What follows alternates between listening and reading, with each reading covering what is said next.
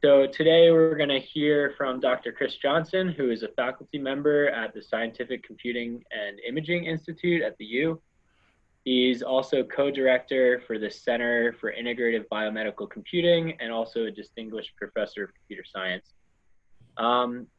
He is a key contributor in a book that was recently published as part of the Cooley Collection by the University of Utah, and that book is titled and was circulated out with this invitation, Scientific Computing and Imaging Institute, A History.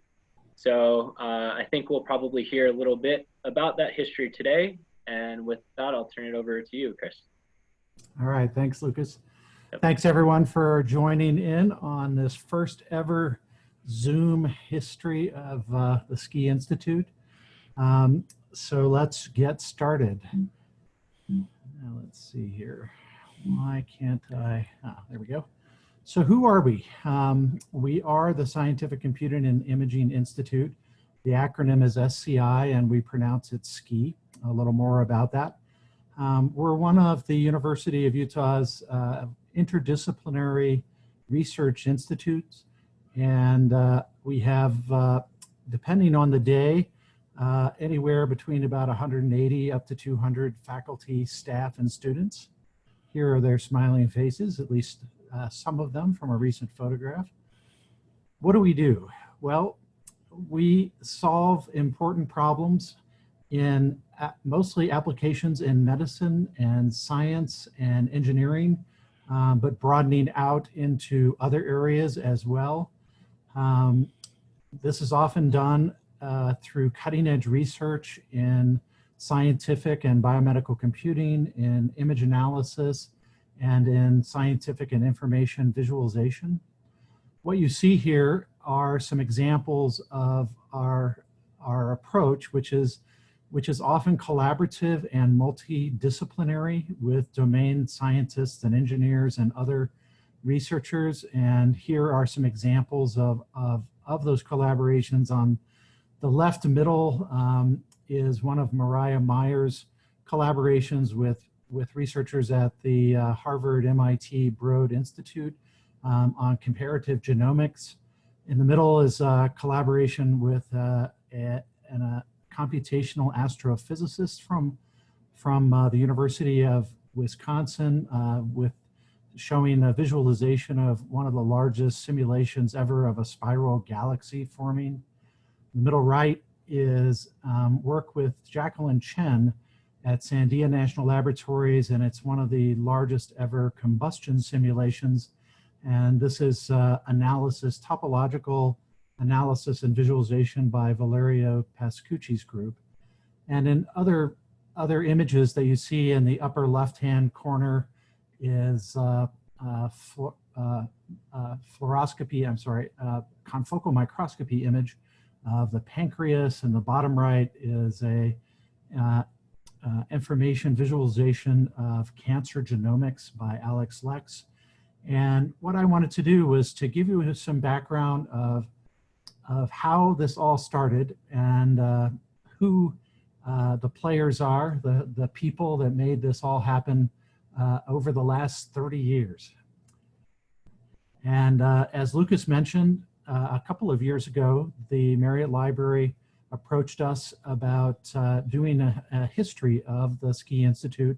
The Cooley Collection has been going on for a number of years in the special collections of the Marriott Library, and it's an oral history previously only of individual faculty members at the University of Utah. So there are tens of years of interviews that you can go and find online and listen to and read transcripts of.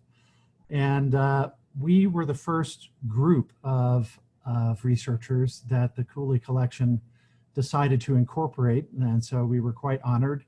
And thanks to the hard work of Christine Pickett, we worked with her. She did all of the interviews and helped with all of the transcriptions and put this into a very readable collection of interviews. You can download this as a PDF file. Along the bottom is the is the URL, or you can go to our main website, the SCI website, and if you click on the Institute and go down to and hit history, it will bring up that PDF. So if you're interested in finding out more and reading some of these interviews, that is where you will find them.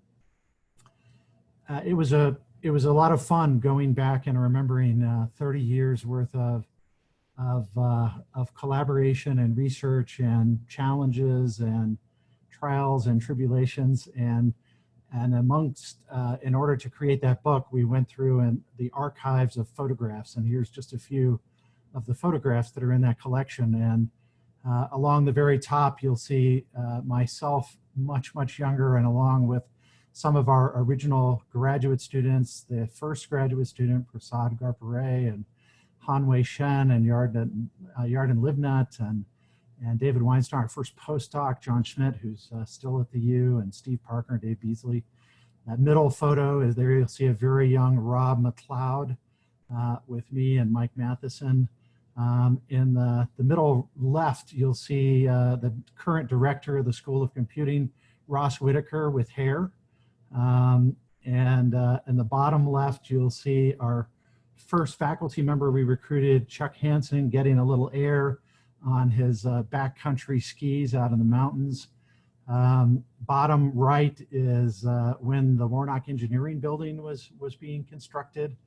Right above that, you'll see a young Dave Pershing with me at graduation one year when he was Dean of the College of Science prior to him becoming provost, and then prior to him becoming the president of the university. A nice photo of Mariah Maya and Alex Lex and their group on one of their running trips, etc. Okay, for those of you who are old enough to listen to the Beatles music, and in particular Sgt. Pepper's album, it starts off the Sgt. Pepper's song with, it was 20 years ago today that they taught the band to play. They've been going in and out of style, but guaranteed to raise a smile. And so it's not 30 years ago today, but it's 30 years this year that Rob McLeod and I started working together at the university's Cardiovascular Research and Training Institute. And the rest is history, which I will tell you about. So Rob had recently joined in from, he got his PhD at Dalhousie, and then did some work at Graz University. And I was coming from being an assistant professor of physics at Westminster College, and we joined up at the CVRTI. I then soon after moved to computer science, and at the time I became the 16th faculty member in the Department of Computer Science. In '92, we're over 50 regular faculty and then several teaching faculty and research faculty now, so probably over 60 faculty. The following year, Rob became associated with the Department of Bioengineering as an adjunct faculty member, and then later as a tenure track and now full professor. I reached out to Joe Andrade, and he said that at that time they probably had 8 faculty in the Department of Bioengineering back in 1993. And then in '94, Rob and myself and 5 graduate students formed. We had a big enough group to need a name, and so we formed the Scientific Computing and Imaging Research Group. It took us a long time to come up with that name, the SCI Research Group. It was the winning name was from David Weinstein, one of our graduate students at the time. And then a couple years later, we competed successfully for a State Center of Excellence grant, and we became the Center for Scientific Computing and Imaging. We had 15 people by that time. It was in 1997 that Chuck Hansen joined us as the first external faculty member of SCI. He was the visualization head of the Advanced Computing Lab at Los Alamos, and we convinced him to join us that year. And then 1 year later, we got our first National Research Center, a Department of Energy Visualization Center. So within 1 year, Chuck really paid off. And then 2 years after that, Rob and Chuck and I successfully competed for National Institutes of Health, National Center. Then through the National Centers for Research Resources, but then later moved to NIGMS. And we are just ending that particular research center. For more than 20 years. We have had that research center, which is a long time to have a competitive every 5-year renewal research center. By that time, we were growing and we had multiple national research centers, and we convinced the university and the Board of Trustees and the Board of Regents to allow us to become a formal university level research institute in 2000, and we had 32 people by that time. At that time, then I, as director of the institute, reported directly to the provost, which was Dave Pershing at the time. And in short order, we had some pretty amazing growth. In 2006, we had about 100 people with 11 faculty by then. In 2010, we had about 200 total people with 17 faculty. And I'll come back later to talk about what spurred this growth in the research centers and research institutes and USTAR, et cetera, that helped us, enabled us to have this amazing growth. I directed the institute, for the center and institute, until the summer of 2018, when I stepped down and Mike Kirby became the interim director. We thought that was going to be a really short interim directorship.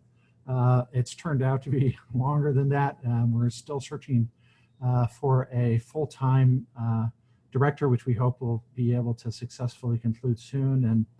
And looking at the webpage, we have 110 students now at the Institute, and 18 faculty, with 3 open positions, at least pre-pandemic. I'll come back to that a little bit later. Okay, so what I thought I would do is kind of go back and forth about how we did all of that and what we did and who did it, and featuring the faculty the amazing faculty who made us successful and continue to make us successful by showing off some of their research. And as director of the Institute, one of my favorite things was to go around the world and give talks about the great research that was going on at the Institute.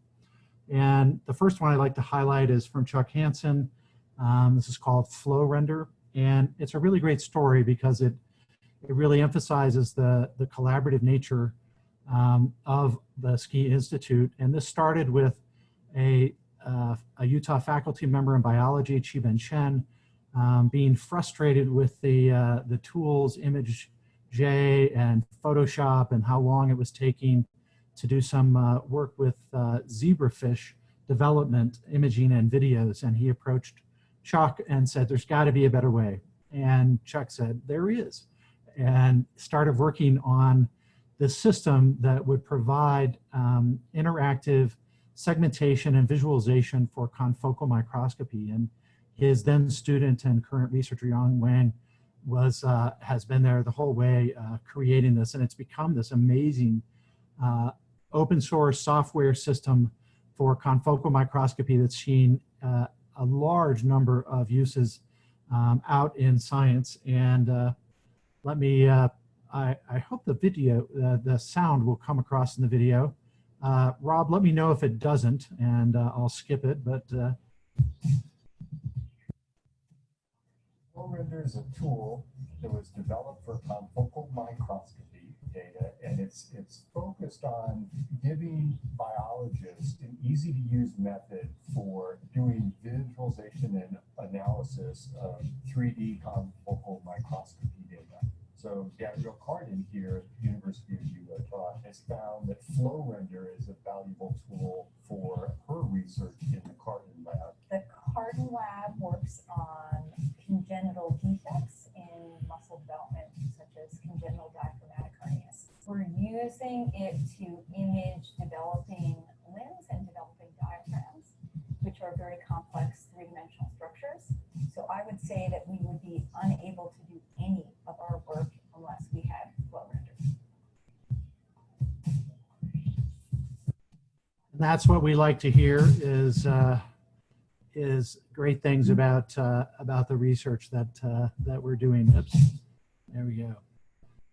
When I was a young faculty member, I had the distinct pleasure and luck to meet and get to know many of our amazing alumni and faculty members who put Utah on the map in computer graphics. Every time I got the chance to talk with them, I would ask them, how in the world did you guys do this back in the late 60s and 70s, when the University of Utah was a much smaller place out in the middle of Utah. And they told me there were three elements of their success, and it was people, people, people. You had to get the very best, the smartest people, but there was a catch, that they also had to be collaborative and work together. That it wasn't any good to just have a smart person who went and worked by themselves all alone in the room, and that they searched for these people that would collaborate together. And that helped us create what we call the no asshole rule in our faculty hiring, which I think has been very important to our success.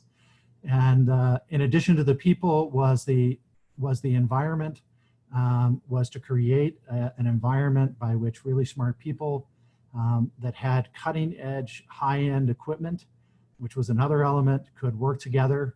And it was about providing that environment and recruiting those smart people and getting that high-end equipment for people to work with to do amazing things.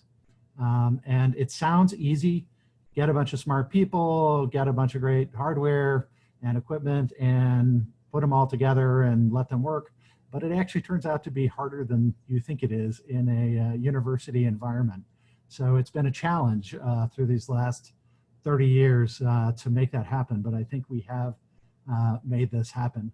And I do want to point out and thank discussions with especially Ed Catmull and John Warnock and Alan Kay and Ivan Sutherland over the years and Jim Blinn over the years of picking their brains and thanking them for all the insights and feedback I was able to garner from them. And here are those really smart people that I was able to successfully hire over those years. And this is a very non-linear timeline. You'll see there's quite a large distance between that 1992 and the 2000, and then it gets compressed of when we hired. And but you'll see that in 2000, we were able to obtain some new faculty slots from the university at that time, and Ross Whitaker became the fourth faculty member, and then soon thereafter Mike Kirby. And you'll see these groups of faculty that were hired from some of these initial investments from the university. But then also in the 2007-8 was when USTAR came about, and we competed successfully for one of the USTAR clusters in imaging. And so we were able to hire Guido Gehrig and Tom Fletcher and Tolga Tazizin from that cluster. And then you'll see continued hire. Unfortunately, as we got better and better and our faculty got more famous, they started to get recruited away with endowed chairs to other universities. So unfortunately, we lost some of these faculty, but we're continuing to hire these amazing faculty members. So I think that one of our keys to success has been the ability to collaborate with a large number of different researchers in different areas. And this is a slide that has departments, research centers, and research institutes at the University of Utah where we've had successful research grants and research publications. And you'll see it's a wide range of departments, from geology to chemistry to to pharmaceutical chemistry and the Huntsman Cancer Institute, and it's a growing list, and it's been really great to be able to be known on our own campus. And as the word spread, I would often get emails every week from researchers throughout the University of Utah asking us to help with image segmentation or modeling or visualization, and it spawned a number of collaborations in it, and it continues to be a great avenue for collaborations. And another, I think, element of success, it goes back to that, hire faculty who are collaborative and want to work together. And a few years ago,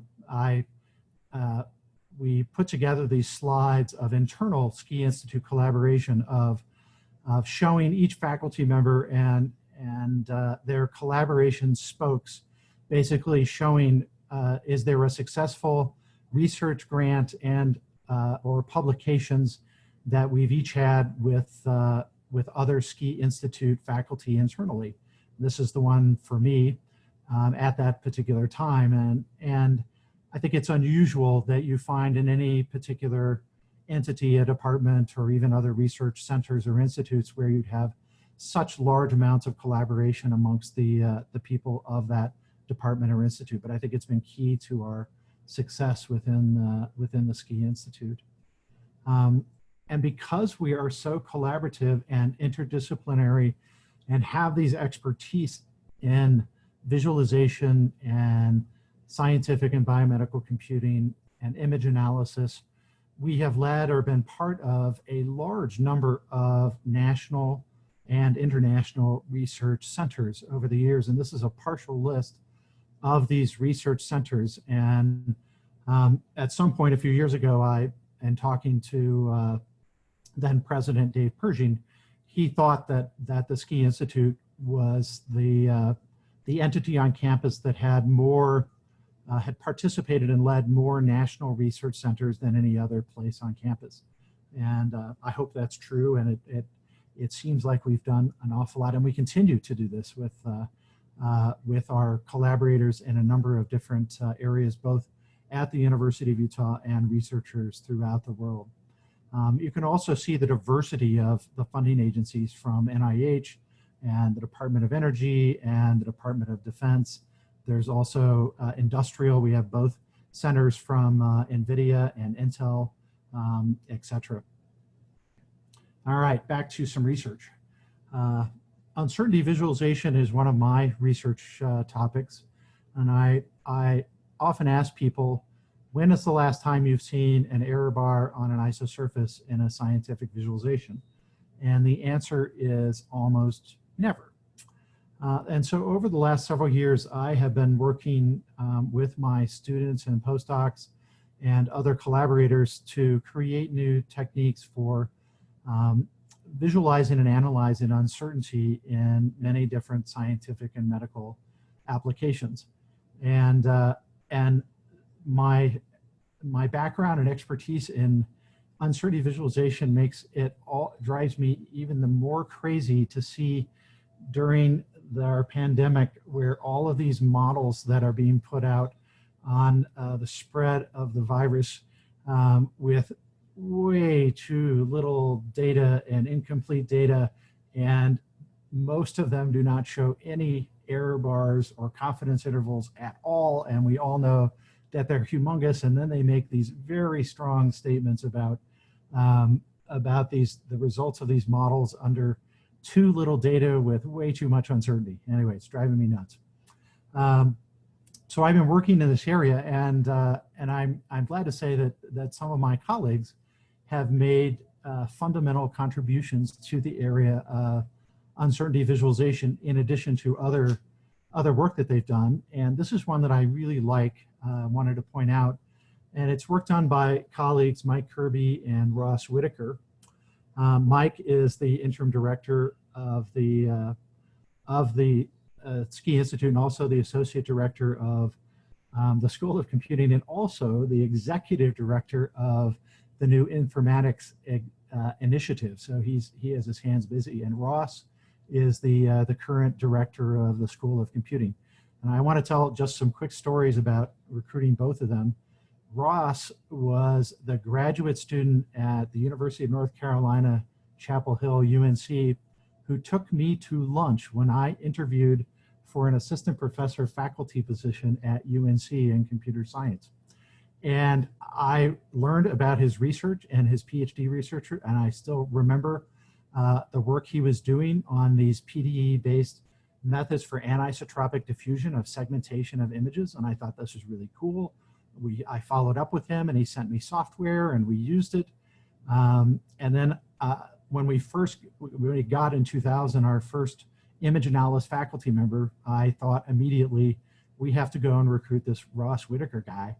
And we were able to successfully bring Ross to Utah back in 2000, and he's been fantastic in terms of the research he's done and also the leadership that he's provided to the university.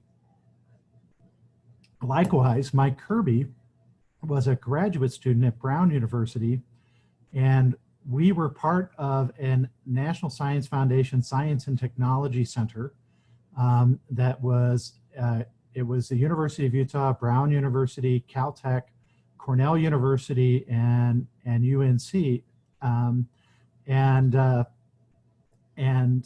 Mike was a graduate student there, and I got to know him.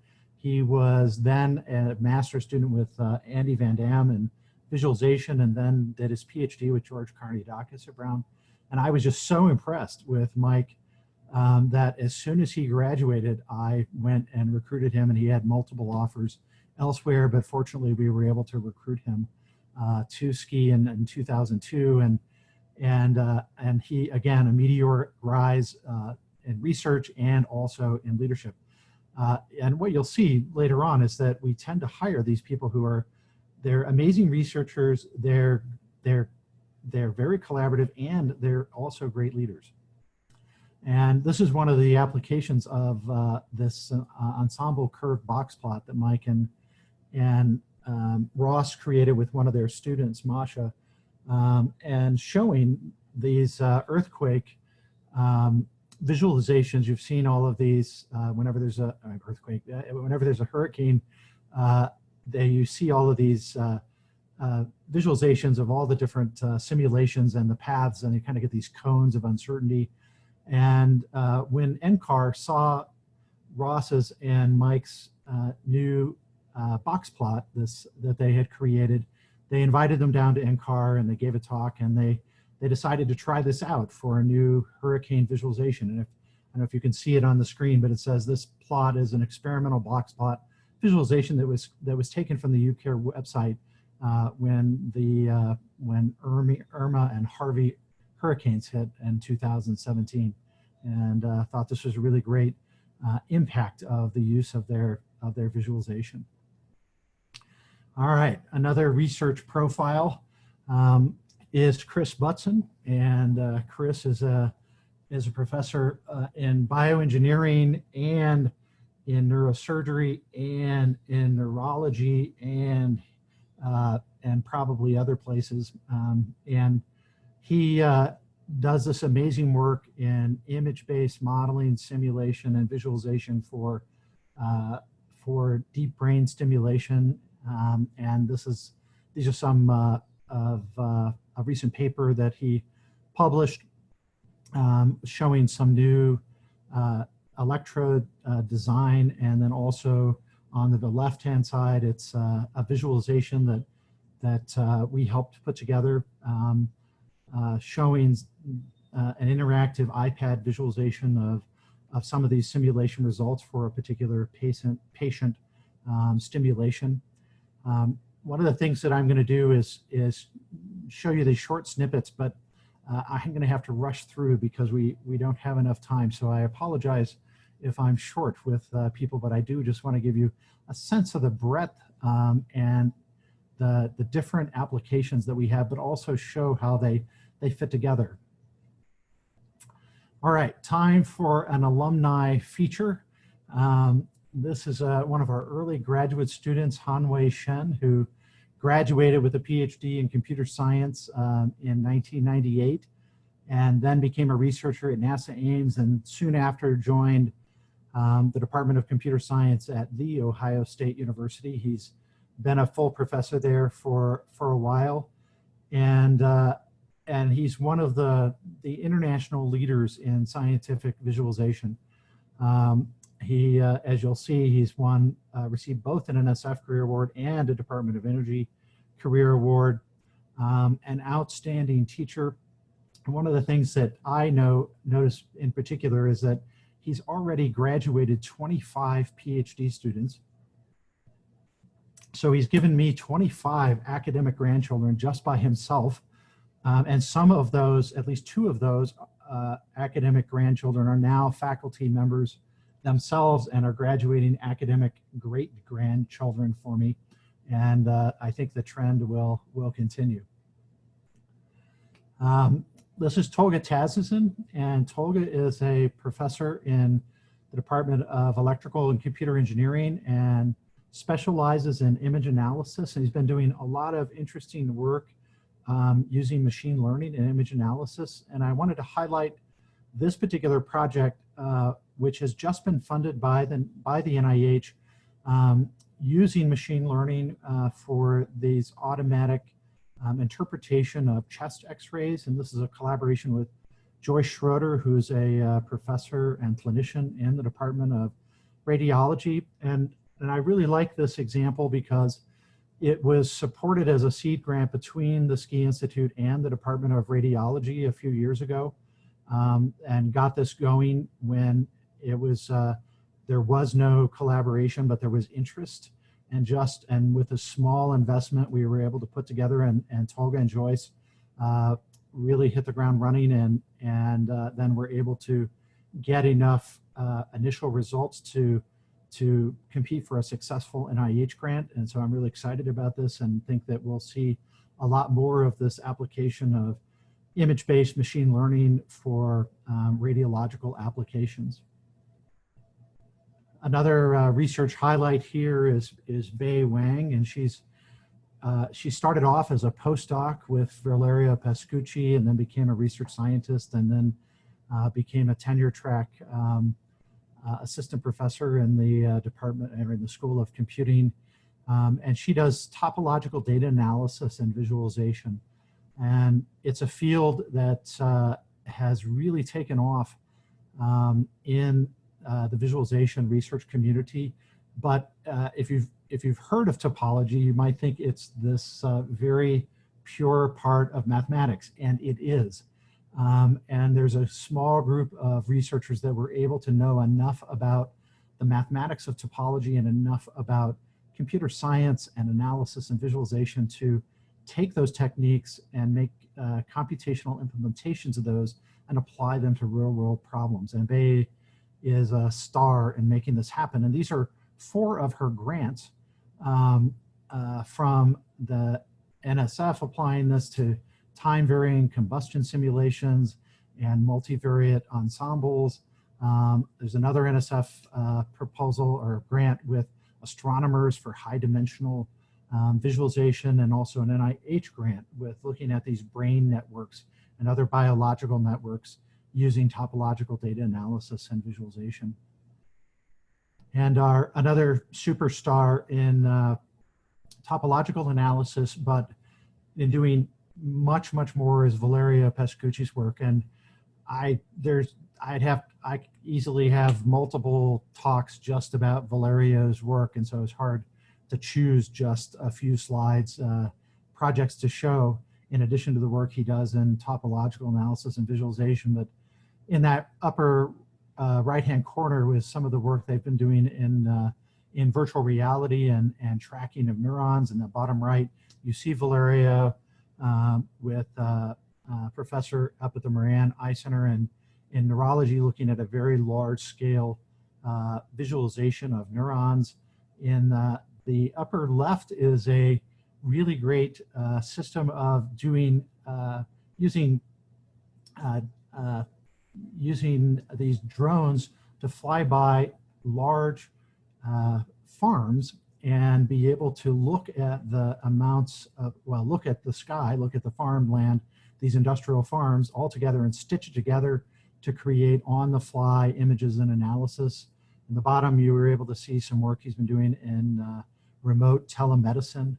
And just also Valerio leads the largest research center within and the largest research group within the Ski Institute. This is some work by Martin Berzins, another senior faculty member in the School of Computing. Martin, a former director of the School of Computing, and creating these very large simulation systems to do large-scale combustion and fluid dynamics. This is some work funded by the Department of Energy with Phil Smith and chemical engineering and other researchers throughout the campus. And Martin is one of the international leaders in large-scale high-performance computing and creating these scalable software systems. And this visualization that you see there in combustion is one that has that's worked with Valerio Pescucci and Chuck Hansen in order to create it.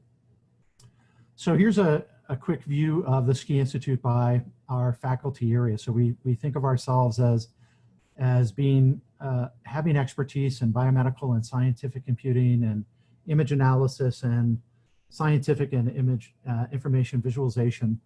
But most of us cross these boundaries and work in all of these different areas. And you'll see some open slots there.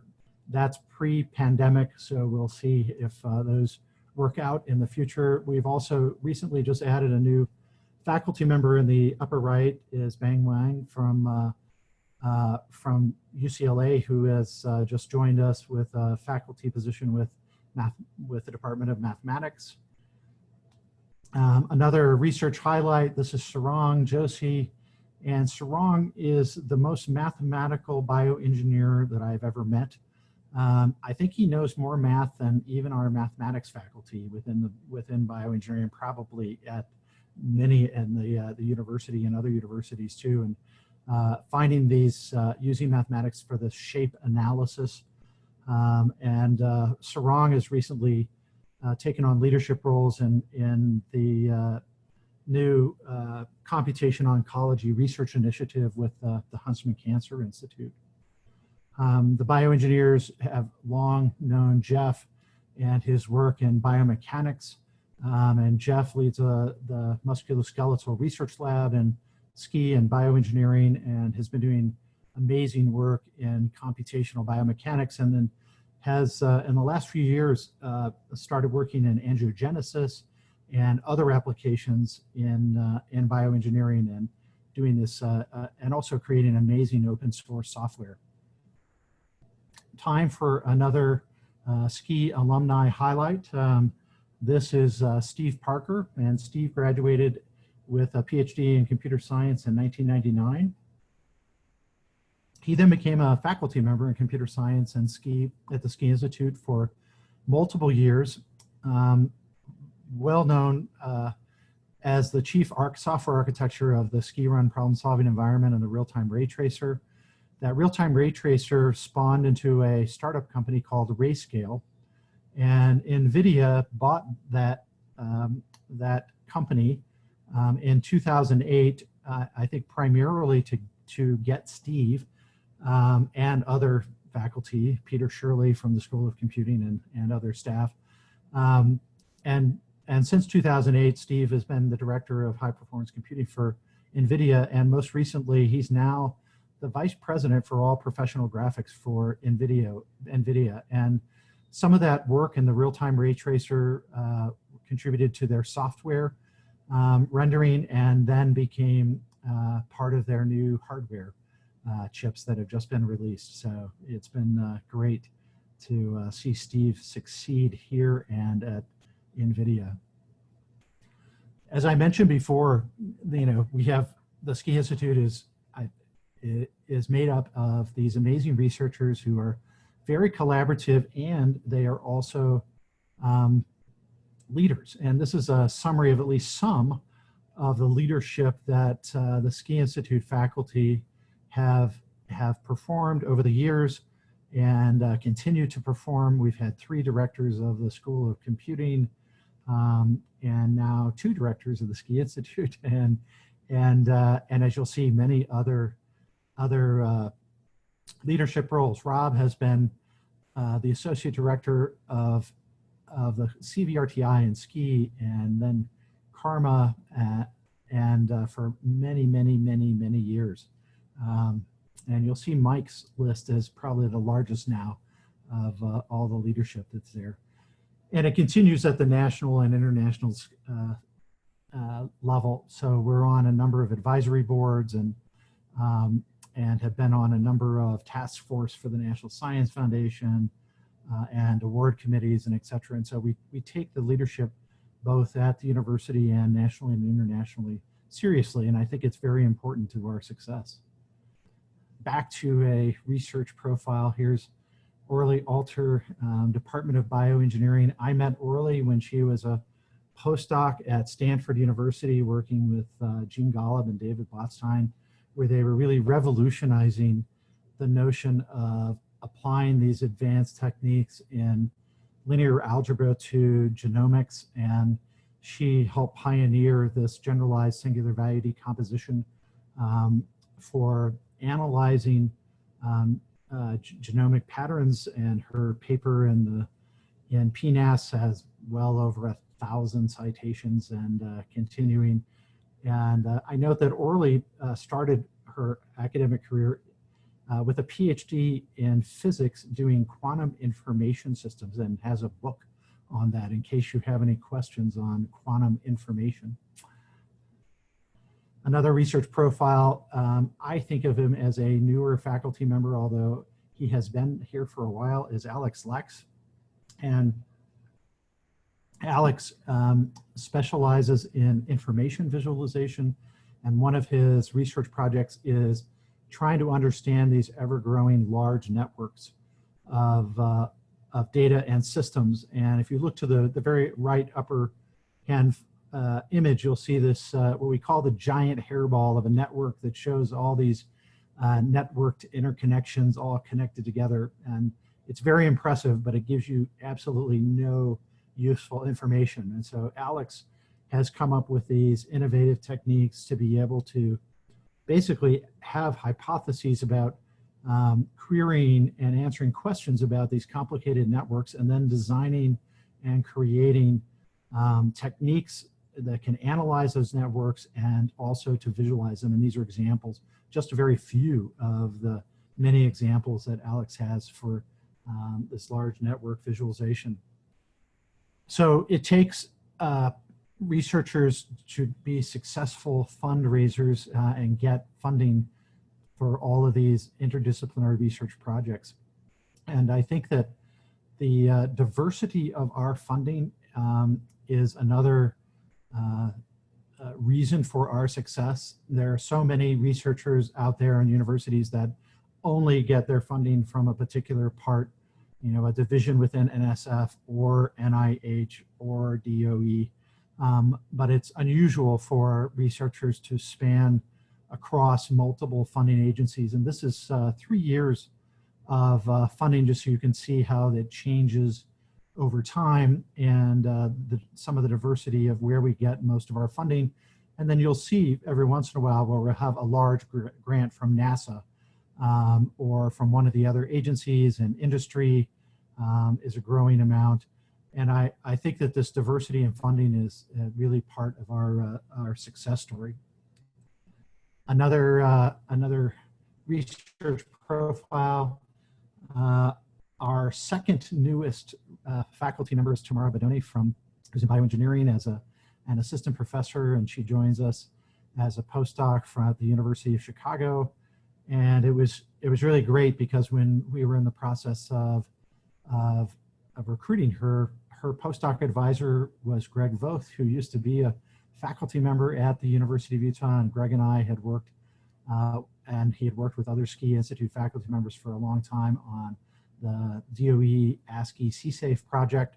And then one of her other letter writers was a previous Ski Institute distinguished lecturer who we knew very well. And so it was really great to help get to know Tamara and her work, and to have them help us recruit her to the University of Utah. And Tamara does this really amazing work in creating these large-scale computational molecular dynamics models of micromechanical modeling of adhesion and protein activation and other applications in cancer and proteins, etc. This is Akil Nararan from the Department of Mathematics, and Akil was recently awarded tenure in the Department of Mathematics. So we're excited about that. And he does this really great work in numerical analysis and uncertainty quantification and shape analysis. He does PDE optimization and a bunch of other things. And it was really interesting because I asked Akil for a slide, and this is the one that he sent me, and there are no equations on it, even though he's from the Department of Math, but which is fine for a high-level talk. All right, another short vignette for research, and this is one I'm excited about. It's a group of researchers throughout the world with the Museum of Natural History in New York and the University at Norrköping and Linköping in Sweden. Our former faculty member, Claudio Silva at NYU and NASA, about open space, and it's about this system for creating interactive analysis and visualization of NASA data, whether it's mission data, image data, simulation data, observation data, and being able to visualize it interactively on a number of platforms, including planetary domes. This is a multi-touch table, visualization table we have at SCI, and then also these large power walls, etc. This is Gene Payne, one of our software staff people on OpenSpace, who's showing you the interactive nature of OpenSpace and visualizing this. And we're going to zoom in here from, this is interactive from some NASA image data into the University of Utah. There's the Great Salt Lake. And so this is data that's being streamed from NASA servers. And there's it projected onto the power wall. And Gene is going to take his hands off of the table. And you'll notice that it keeps going. And the reason for that, of course, is that the Earth is rotating, which I always just think it's so cool. All right, I'm going to skip this for time.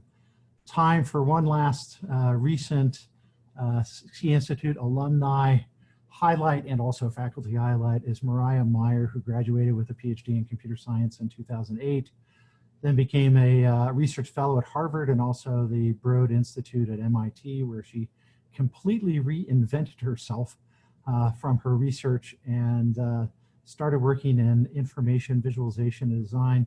You'll see in the upper right-hand corner, Mariah, as a graduate student, already interested in teaching other people about her research, showing that's her PhD research up there on meshing.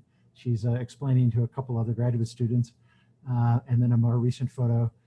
She's now an associate professor of computer science and SCI Institute faculty member, and recently received a Distinguished Young Alumni Award from the University of Utah. And you can see the number of awards she's received in terms of a career award and a TED Fellow and a Microsoft Research Faculty Fellow. She was the first University of Utah faculty member to be chosen as an MIT Technology Review TR35, and probably one of the very few AAAS mass media fellowships. So she spent time working in science reporting, which is also why she's such a great writer and communicator. And she does amazing research, which is why she's won all of those awards. And I don't have time to tell you about this amazing research, but it's in designing these intuitive, interactive analysis and visualization tools for many different applications, for weather visualization and for wildfire spread and for neuroscience, and just doing amazing work. And finally, one last research highlight of my long-time 30-year collaborator, Rob McLeod, who has been innovating in electrocardiology, electrophysiology, computational biomedical computing for the last 30 years, doing amazing research and continuing to do amazing research. And without Rob, there would be no Ski Institute. So he has been and continues to be a major force in the development and the success of the Ski Institute. And I can't say enough about Rob's impact on everything that has happened within the Ski Institute. I'll finish up with bragging a little bit that we and other people think we are good at what we do. So we've had almost 50 Best Paper Awards and Best Panel Awards at international research conferences. And you can go down and see the number of fellows from IEEE and AIMBE and others, and the number of career awards our assistant professors have been able to garner, and then the number of other awards that will no doubt continue into the future. And I have to show this, which is there's something called csrankings.org, which is a research-based rankings in computer science. And if you go in and turn off all of the areas except for visualization, and then you rank the institutions in the world, you'll find that the University of Utah is currently ranked #1 in the world in visualization research. So that's, I think, very good. And no talk about me giving a talk about the Ski Institute and success of that, and the impact would be without my 30+ year partner, companion, spouse, Catherine Coles, who is a distinguished professor of English and the former Utah State Poet Laureate, a Guggenheim Fellow. And in no exaggeration, she has been extraordinarily important for the success of the Ski Institute, my success, because she taught me how to become a better writer. She edited all of my early papers and research proposals with a red pencil, and sat with me for hours at a time telling me why my writing was so weak and how to improve it. And I worked at it and got better at it, and I think it definitely is a big part of and reason for our success. So acknowledging some of the funding sources currently at the Ski Institute, and these are the current national level centers that are funded. There's that large NIH still Center for Integrated Biomedical Computing with Ross Whitaker playing a big part of that since the year 2000, and Dana Brooks from Northeastern University, and Valeria Pascucci's Center for Extreme Data Management Analysis and Visualization. We have currently an International Intel Graphics and Visualization Institute, and in the past an NVIDIA Research Center. Ross Whitaker heads this Center for Computational Earth Sciences, and then Martin and Mike Kirby head this DoD Center for Computationally Designed Efficient Material, and we're part of a number of other centers as well. Also key to our success is high-level caffeine. We are known, I think, internationally for the quality of our espresso, and have had always, the cutting-edge espresso machines of the time. And also we've had multiple parallel ones in case, we have 5 in case 4 break down. We can still keep going along with our ping pong table and other recreational activities for productivity. And in closing, a couple of years ago at the Ski Institute faculty retreat, I always asked the faculty something personal to get things going. And that year I asked them what was the best, most interesting book they had read that year. And this is a summary of the books that they put forth and as their favorite for that year.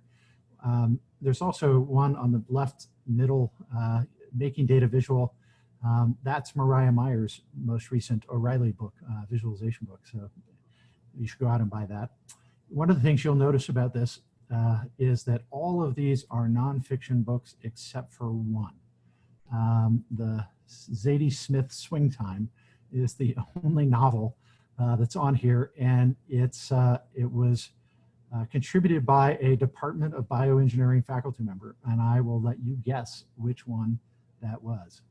So with that, I'll thank you for letting me talk a little bit about the Ski Institute and its history, and highlighting some of the research that we do and the amazing faculty that we have who is doing all of this research, and the graduate students and postdocs who make the Ski Institute what it is. I had an extraordinarily difficult time cutting down the slides. I started off with like 100 and something slides and got it down to these very few. And so I could go on for hours and hours, but won't. So thank you very much, and I'll stop there.